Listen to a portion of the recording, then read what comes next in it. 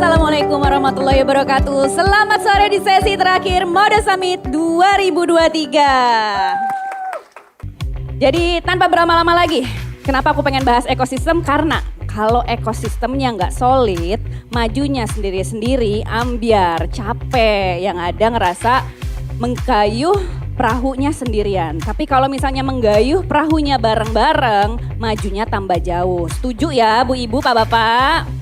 Halo. Halo Linda. Halo, apa kabar Mbak Hana? Halo Nisa. Cica apa kabar? Sambil diperkenalkan ya. Alhamdulillah baik. Nah Cica ini dari HGL. Kalau teman-teman dari Bandung pasti udah familiar sama Happy Go Lucky.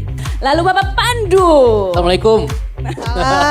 Yang kalau teman-teman nyadar kemarin ada talent kita ya, model ini kinclong banget karena baru perawatan dari Mbak Met.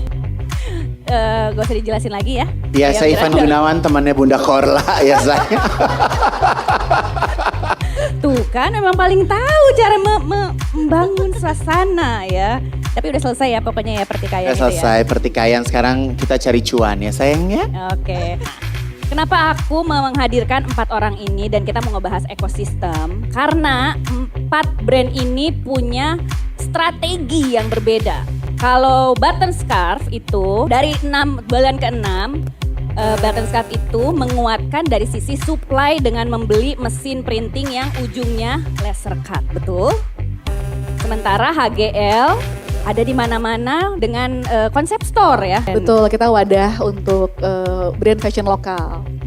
Ria Miranda pendekatannya beda lagi, tokonya di mana-mana Ya, offline dan store. menguatkan Ria Miranda Loyal Community. Betul.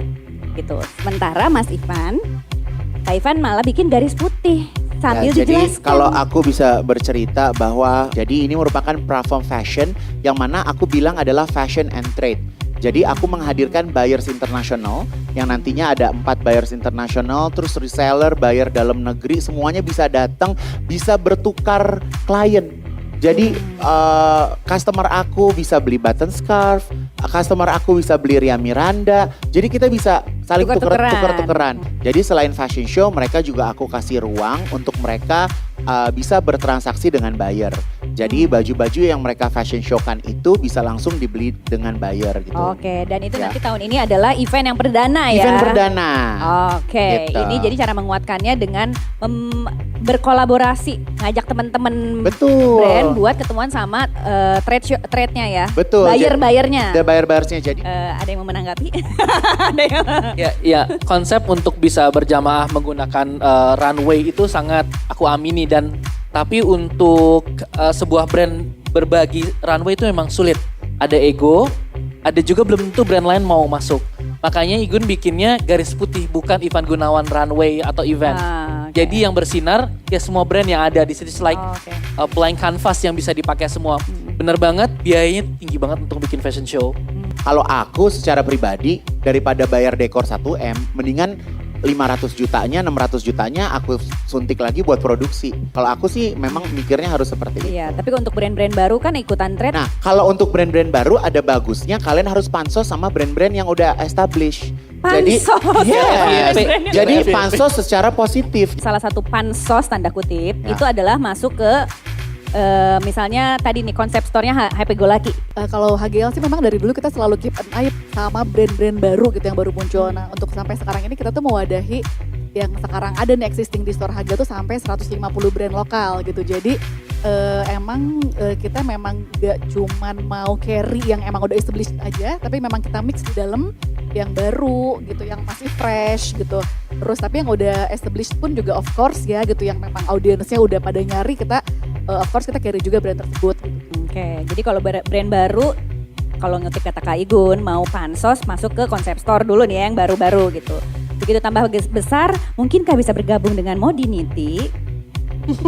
Langsung. Teman-teman yang baru tahu, Modinity adalah mainan barunya Mbak Linda ini ya gitu. Bukan mainan baru sebenarnya. Sebenarnya spiritnya tuh more or less sama ya. Iya kan, dengan sama kan? Kak Ivan tadi ngelihat kalau kita bisa jalan bareng-bareng, kenapa kita harus jalan sendirian? Jadi tuh masalah-masalah yang dihadapi setiap brand itu tuh menurut aku tuh mirip-mirip di tahun pertama. Jadi itu menginspirasi aku untuk membuat Modinity, yaitu sebuah group of brand. Itu bisa jadi modest brand, ada di dalamnya beauty juga, supaya brand-brand yang kita grow di Modinity ini tidak harus melewati semua kesulitan-kesulitan di awal itu. Untuk mencapai let's say double or triple the growth nggak butuh waktu 2 atau 3 tahun. Bisa dengan 6 bulan dengan learning curve yang kita punya. Tuh, gitu. ini adalah sebuah definisi pansos yang positif ya hari ini ya gitu. Oke, ini karena sudah berapi-api dan Ada yang mau nanya nggak sih? Oh, itu dia, aku mau lanjut, boleh? Sebel Ini moderatornya siapa ya terus, ayo cepet nanya. Boleh. Halo, selamat sore buat kakak-kakak semua. Halo. Kak, saya pengen nanya ke Kalinda. Kak, mungkin boleh dong spill kayak gimana sih motif hijab atau scarf di 2023? Trend warna hijabnya kayak gimana, dan bahannya kayak gimana, dan motifnya bakal kayak gimana? Oke. Terus Kak, bahan full menurut Kalinda masih zaman gak sih? Dan kalau masih zaman, itu gimana ya cara ngerawatnya? Kan bahan full tuh lembut banget. Terakhir buat Kak Igun mungkin ya, menurut Kak Igun gimana sih perkembangan modest wear di 2003 di kalangan Gen Z? Okay, thank you. Wow, banyak loh pertanyaannya, jangan sampai aku lupa lagi. Pertama, tren 2023. Bahannya seperti apa? Apakah masih voal? 2023, 2024, 2030 masih voal. Karena saya jualannya di situ ya. No, it's because menurut aku it's the perfect Ya. combination Setuju. antara softness-nya, antara kenyamanannya. Walaupun nih sekarang gue lagi launching yang gimmick-gimmick yang non voal, tapi tetap aja ujung-ujungnya Betul. money maker itu voal. Apalagi yang tren 2023. 2023 trennya banyak sebenarnya. Kalau misalnya dari segi pakaian, sheer fabric itu naik daun lagi, pleats juga masih naik daun. Tapi kalau dari segi warna, I believe that every brand punya warna-warna yang mereka hero. Dan ada warna kutukan. Warna kutukan, wow. Jadi kayak Kak Ivan, ada satu warna yang dia benci banget warna itu, tapi paling laku gitu loh. Jadi Apa tuh warnanya? Warna kuning-kuning hijau gitu deh. Gue sebel banget sama tuh sage warna. ya apa sih? Bukan sage, jadi kayak in Mustard. between kayak mustard ya kali ya. Mustard. Antara mau ke Yang kalau di burger itu ada di tengah-tengah itu. ember itu. Kalau aku mau menjawab seperti Mbak ya, bagaimana cara voal ya, mencuci voal ya. Kalau aku melihat bahwa hijab ini kan pengganti rambut teman-teman yang berhijab. Jadi buat aku kalau bisa mencuci hijab itu sendiri, bukan pembantu, bukan orang lain. Jadi kalau sudah memutuskan berhijab harus punya tuh cuci sabun sendiri, ember sendiri. Jadi abis kelar pakai sekali 2 kali cuci sendiri pakai tangan. Kalau aku sih mengajarkannya untuk cuci pakai tangan, jemur angin-angin sendiri, setrika ya. Jadi setrika menyimpan hijab itu setrikanya bukan habis disetrika dilipat satu, lo setrika lagi, lo lipat lagi, lo setrika lagi.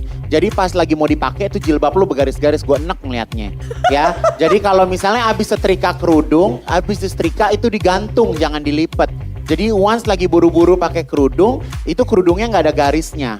Oke, ini tren. Maria masih mau. Ya, mungkin kita pernah beberapa tahun di awal-awal tuh pakai kacamata kuda gitu ya. Kita nggak coba ngelihat kompetitor lagi berbuat apa, sedang hype-nya apa, itu lebih tenang.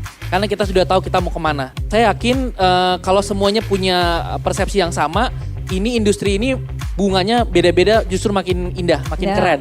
Ya, punya karakter masing-masing. Betul. Mulai dari logonya, mulai dari materialnya, warna, printing semuanya ya. Gitu. Betul. Kalau dari Cica, Kalau misalkan aku sih ngelihat brand yang ada di store gitu ya, maksudnya udah kerasa ya, maksudnya ada sebuah tren yang sedang terjadi itu pasti kerasa. Tiba-tiba satu store isinya kok kayak knitwear semua ya gitu kan, Oke, ada kan benar. kayak gitu kan. Terus udah gitu, tapi kalau kita mau lihat warna atau apa ya sebenarnya cukup mudah gitu ya. Tadi Viva Magenta tinggal lihat aja kan Pantone color 2023 apa udah langsung keluar tuh Viva Magenta. Tahun 2022 apa langsung keluar tuh. Jadi kalau tren in general apa tuh yang lagi 2023 ini? Kemarin kan knit, kalau sekarang apa yang keberatan? Kalau sekarang maksudnya bright colors tuh memang ya.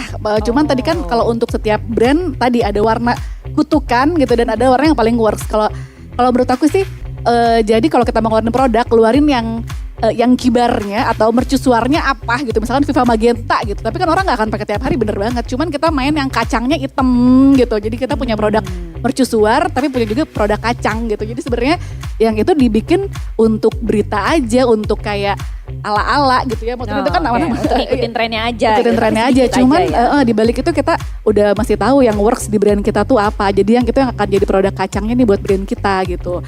Oke, kalau gitu pertanyaan tadi menutup sesi 3 Jakarta Mode Summit. Terima kasih Kak Ivan, Pandu, Cica, Linda untuk sesi ketiga kali ini. Jakarta Mode Summit 2023 terselenggara berkat dukungan dari Wardah, CLI Express, Bamet Clinic, HGL Modes, Dasein, dan Tuesday Project. Serta dukungan dari rekan media partner kami, Wallipop, Indozone, Vimela, dan Dream.